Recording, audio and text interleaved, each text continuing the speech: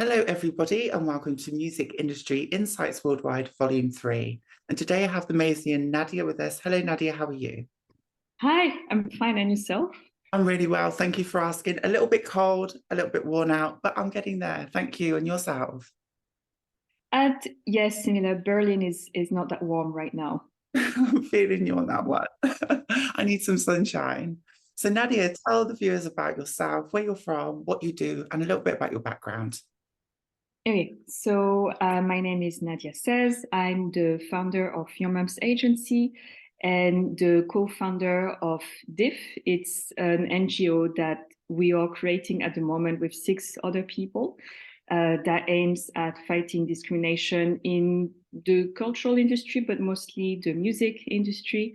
And for now, we will focus on Berlin, and then we hope to expand in the future.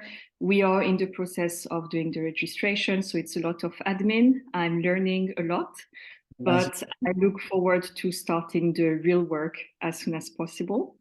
And with Your Mom's Agency, it's, let's say, a platform for creative freelancers Yeah. where people can come with their artistic project and we give support as we can.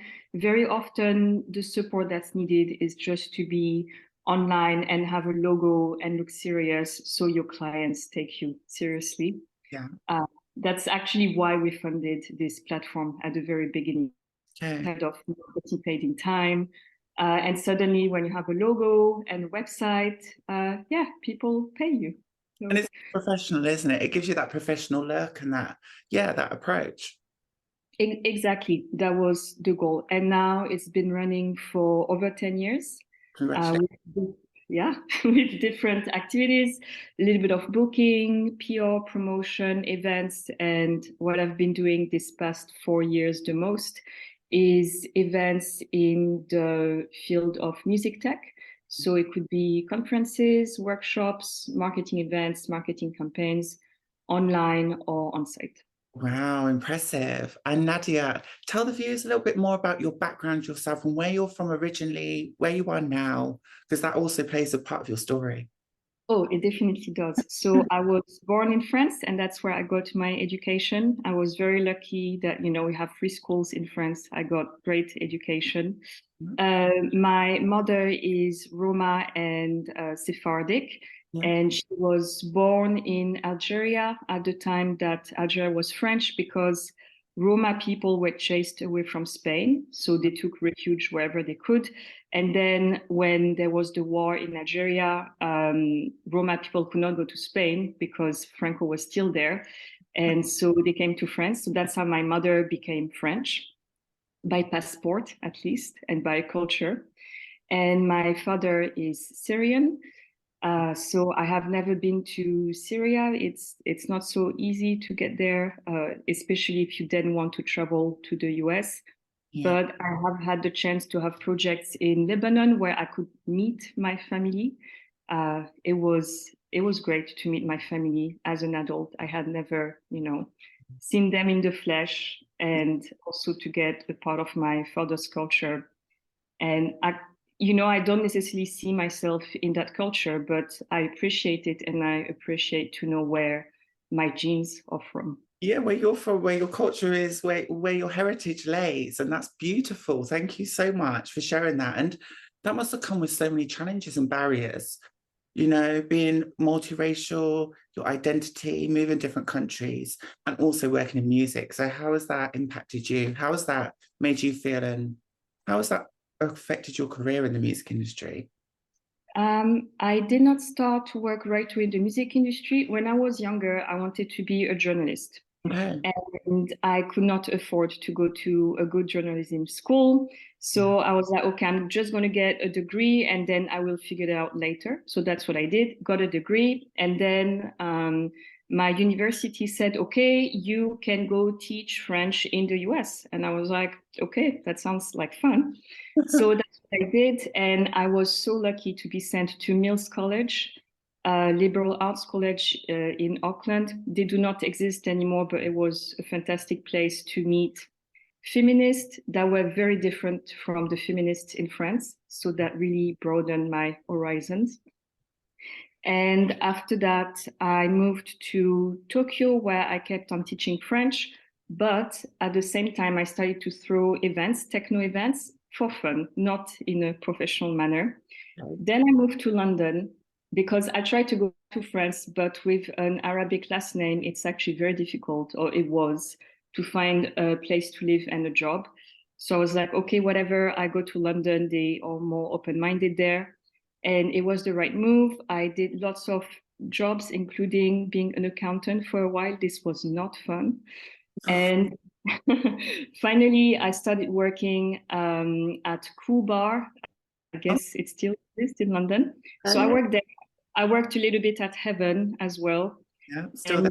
And yeah, this was so much fun. And then I moved to The End. So The End no longer exists, but I was part of the door and bar team there for a while.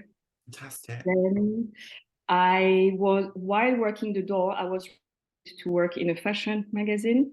And so, yeah, I did that for a while. Then it was the print magazine crisis. Lost my job, was penniless, came to Berlin because it was cheap. Yeah. And I was depressed for a little while, didn't know what to do. And I was going clubbing a lot. And I was like, there you go. I guess that's what I'm going to do. I'm so good at it. What a journey, how inspirational as well. And it's kind of funny how when we navigate our careers in this industry, how they're multifaceted and they've got so many different kind of layers to them, and they're different in different ways and different skills, because I think sometimes it's about finding who we are, what we enjoy, and also getting those skills to where we need to go, right? Uh, yeah, I mean, you know, some people have very defined ideas of what they want to do when they're 12 years old or something. And then some people, maybe you have this idea, but you're like, I don't actually have the financial or logistics means to achieve it. So I'm going to explore and see where people want me, and hopefully I want them back and we Yeah. can do something together. And where you fit in as well, right? And what you've got to offer and bring to the table. Because, like you said, I think it's also about finding what you're good at and where your strongest skills lay, right? And doing that the best you can. Yes, and I think the reason I find my place in the music industry is, first off, it's, although it's not perfect, it's way more open-minded than many other industries. Yes. So it's, you know, it's okay to be a woman, it's okay to be queer, it's okay not to be white, it's okay to word strong opinions, etc. And the other thing is, you know, as I said, I was an accountant for a little while. I have this admin organizational side that many artists do not have. Yeah. So we can complement each other quite nicely. Yeah, they do. Do you have a musical education at all? And have you done anything in the music side? No. So when you're 12 in France, you learn to play the recorder. And I was dreadful. My mother asked me not to play in the house. And my cat would run under the bed. So I was like, okay, I guess it's not my thing. During the lockdowns, I started to put together mixtapes. Okay. And these have been around on a few radio stations. And I hope to do it again when I have time. But in terms of DJing live at a club, I've done it a couple of times and I found it too stressful. I prefer to be on the dance floor. Fair enough. You prefer to be having a good time and making other people enjoy themselves and have a good time. Yes. I used Yes. to bar, and I totally understand how that feels. I remember I used to work at a bar at a nightclub for a little while when I left school. And everyone else was having a great time. They were all enjoying themselves, dancing. And I was stood there behind the bar playing these drinks, and you couldn't drink, you couldn't dance, you couldn't have a good time. And people were still offering to buy you a drink. And I was like, but I'm not allowed to because I'm at work. You know, and it's just, I just want to have a good time. Like everybody else. Yeah, actually, once I was working the cloakroom at Heaven, and it was this drum and bass night called Hospitality. Yes. And I just told my boss, I was like, I'm sorry, but I don't want to work tonight. Can I go dance? And my boss was like, you know what? Yes, you can. What a cool boss. Oh, lovely. That's nice. I wish I had a boss like that. You know, I wish I had one like that, but I didn't have that. So I just had to crack on and get on with it. So yeah, what challenges and barriers have you faced accessing the music industry, and how have you kind of had to navigate that as well? Like what have the biggest challenges been to you today, and How's that kind of impacted your career? I think the biggest challenge is when you go in this industry with your eyes open and you see things and then you call things out, Yeah. people don't like it. So, you know, if you're the kind of person who's like, "Ooh, diversity is like a rainbow. Let's all be united colors of Benetton together." People will love you for that. And then if you're like, "No, I'm not going to do tokenism," Mhm. then people get upset.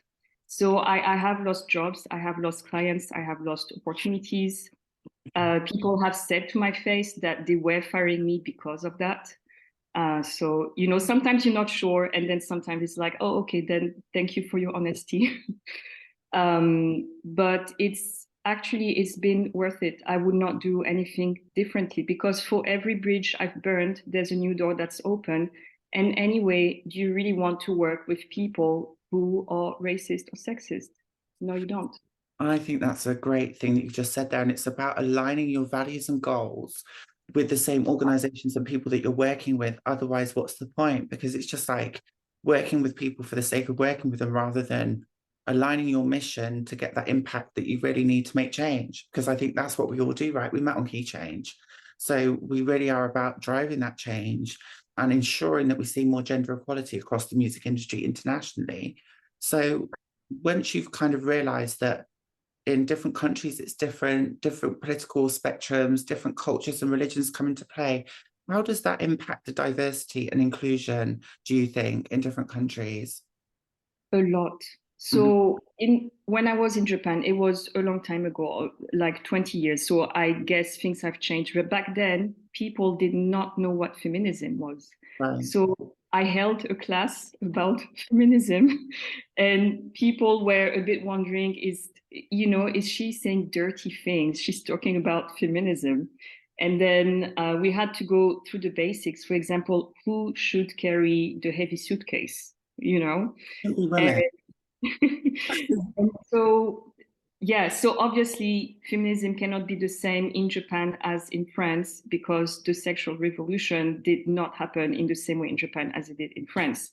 Yeah. In the UK, the immigration policy is very different. It's a melting pot immigration policy. In France, it's assimilation immigration policy. So diversity cannot be the same. In France, we don't say I'm, for example, Portuguese French. You just French, and the French government say you are French, and end of the story. So it doesn't mean racism does not exist, but it means the basis of living in France is that you have to be French. Whereas in the UK, it's like, yeah, I'm this and I'm British as well. You and we've had this discussion as well about France and collecting data around your kind of race and discrimination and stuff like that. You're not allowed to do that in France, are you? It's pretty much the same in the whole of mainland Europe. Right. So they say because we do not want to discriminate, we do not ask these questions. And it's like, if things were perfect, you'd be right. But sexism, racism, and everything is here. So we do have to address it. And it's not going to just go away because you sweep it under the carpet. Yeah, totally true. I totally agree with you on that one. And the more we talk about these things, the more we share this information as well and understand that it's a country by country basis and everywhere's different. And that's something that I've learned being on Key Changes. We've got all these different countries with different political systems and cultures that actually some are way more accepting and including than some of the others. And it's not actually a fault of the system, sometimes it's a cultural thing. And it's the thing about collecting that data and understanding what those numbers are as well. So that's been really interesting. What do you think the kind of views are at the moment of where you are in Berlin around equality, diversity, and also the gender inclusion? How do you think that's going at the moment? Gender inclusion, I believe in Berlin, or at least I think it's pretty good. It's not perfect. There's still some work to do, but I can't complain too much about this. Yeah. Racism is a very different issue. Mhm. Uh, White women and racialized women are not dealt the same hand in Berlin, that's for sure. Okay. And you know, with what's happening in the world at the moment, Berlin is very polarized. You can get fined, you can lose a job because you post something on Instagram. A couple of days ago, a photographer of Muslim confession had his show cancelled because his pictures picture Muslim people. And at the moment, this is considered too political, too dangerous. Okay. So if you speak out of line, then you look at losing your job and not able to get work, and especially from an immigrant background as well, that must be even worse. So it's even harder if you want to speak out and have change, and you're from an underrepresented group. Do you fear that if you do speak out and speak the truth, that you're going to lose all that stuff that you've worked so hard for? I have seen people doing it. And about 5, 6 years ago, I was pretty active on that side of things. There was something in Berlin going on between the BDS and the music board. And my point of view was that everybody was entitled to their opinion, but nobody was allowed to threaten other people with their opinion. Yeah. I don't think this is an extreme position. I think this is a very mild position. However, some people viewed me as a danger, and there were several hacking attacks on all my accounts. I received some very strange emails as well. Yeah. And I know you're not like that at all. You're very kind, you're very caring, you're very considerate, and you're very inclusive too. So I know that's not true. And I think this is another thing that females face, especially in the music industry, is when you're assertive or you're different, sometimes you're seen as aggressive or it's not acceptable. And especially here in the UK, I've seen that many times where women speak up or they speak out or they stand up for change. They're not accepted as a man would be. They're not seen as a powerful man. They're not seen as powerful. They're seen as more of a hindrance or someone that's actually, a danger or a threat. And I think that's really sad too. It is, and I've seen it. So I've seen it with myself, but also with other people. For example, I used to work with this woman. She's Black, she's American, Yeah. she's bigger in size, and she is a very friendly person. Yeah. And once I booked her in a club as a DJ, and something was not working with the mixer or something. So she asked the sound person to look at it. And I saw this happening. The sound person told her, "Can you stop being aggressive?" And both her and I, we looked at each other, we were like, what just happened right now? It was really insane. Right. But it happens all the time. Yeah, that's something that I've paid attention to and I've noticed myself. And I'm just like, I don't think that's fair, especially on people that are trying to drive a change or trying to speak up and say that this isn't okay, that sometimes it's seen as not okay to speak up. I think we need to do more to address that. Yeah. Uh, And also, what is speaking up? Asking the tech person to fix the mixer is not even speaking up. Asking for peace, I don't call that speaking up. It's a very basic human right to ask for peace and to get peace. So yeah, what people see as speaking up, again, it depends. If you're a man and you say, "Ooh, I love peace," people are like, "Oh, that's fantastic. This peace so enlightened." And then when it's a woman, somehow it's aggressive or yeah, stupid, depending on how people perceive you. yeah, totally agree with you on that. Let's try and change that in the future. I think that's something we definitely need to address, and having those discussions.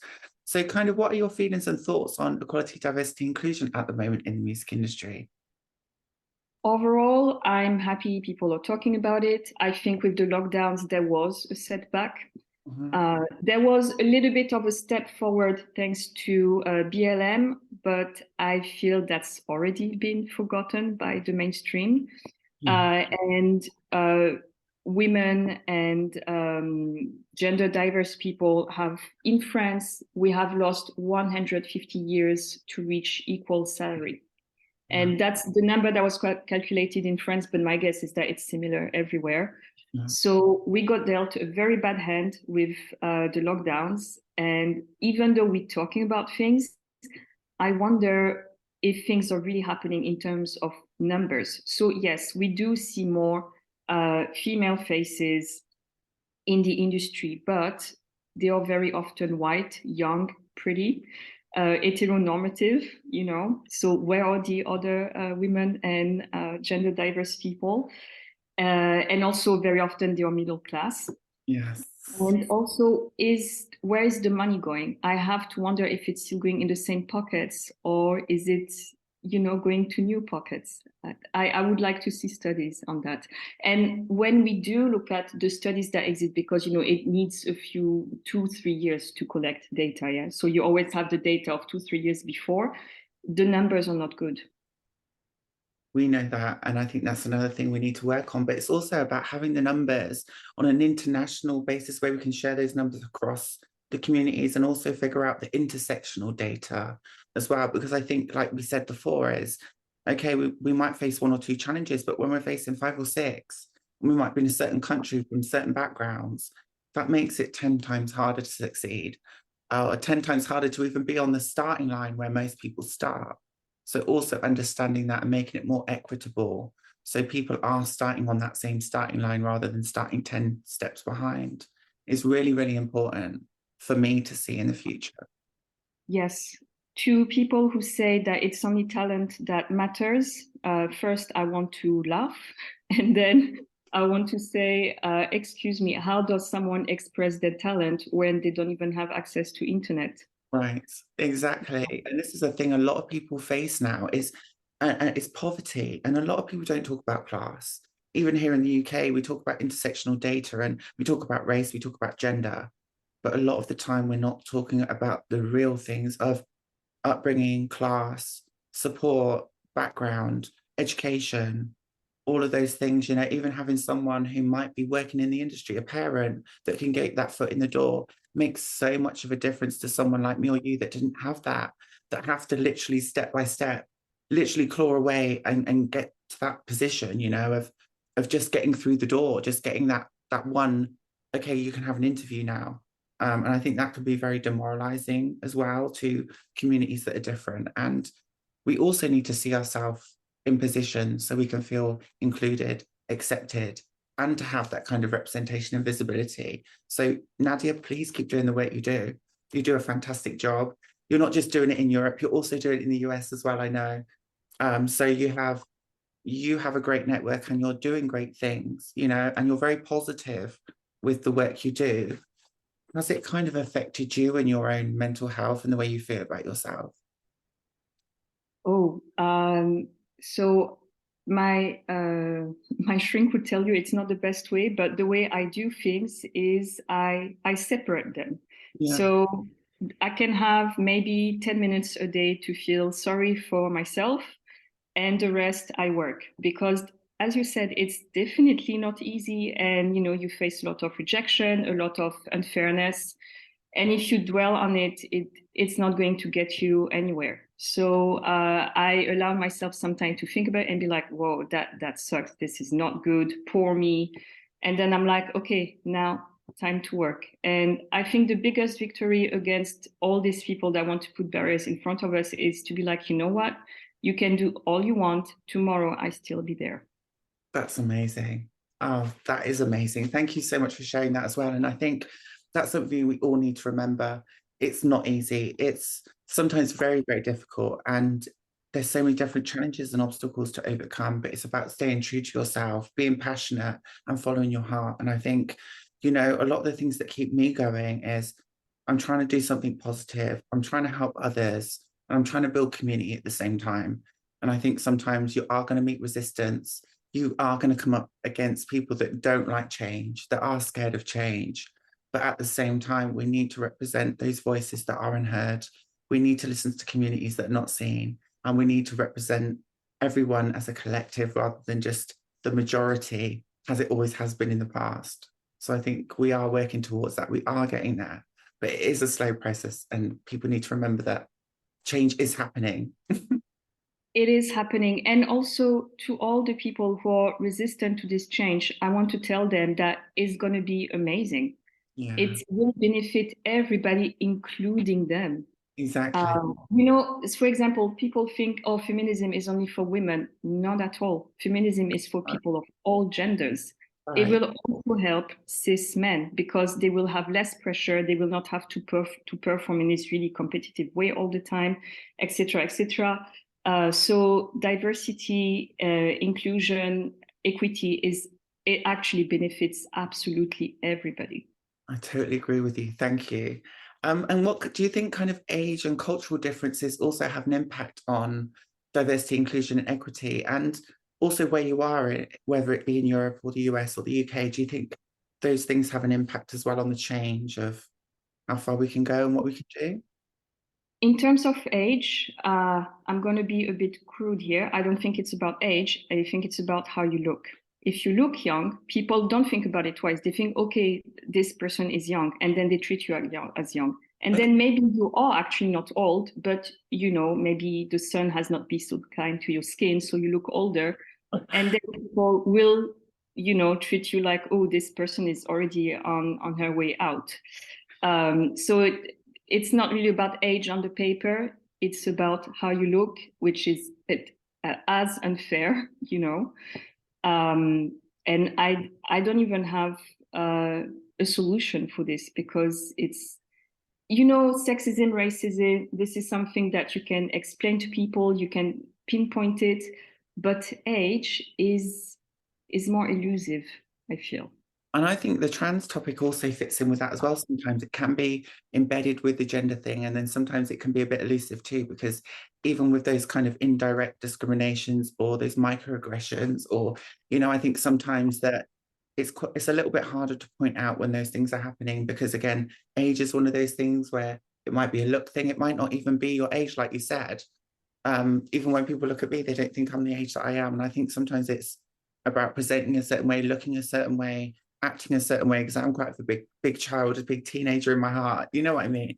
So I think those things come across as well. But I think you're right. And when I'm talking about age in general, I'm talking about the inclusion of different genders and different kind of cultures, not necessarily the way you look, but the mindset of, okay, is it acceptable to be from this community, or is it acceptable to be trans? Is it acceptable to be from a certain religion? So do you think that has an impact on the diversity and inclusion that we've got to right now?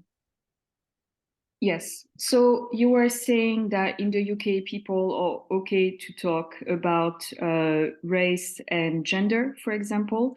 Yeah. In Europe, gender is okay, race is still taboo.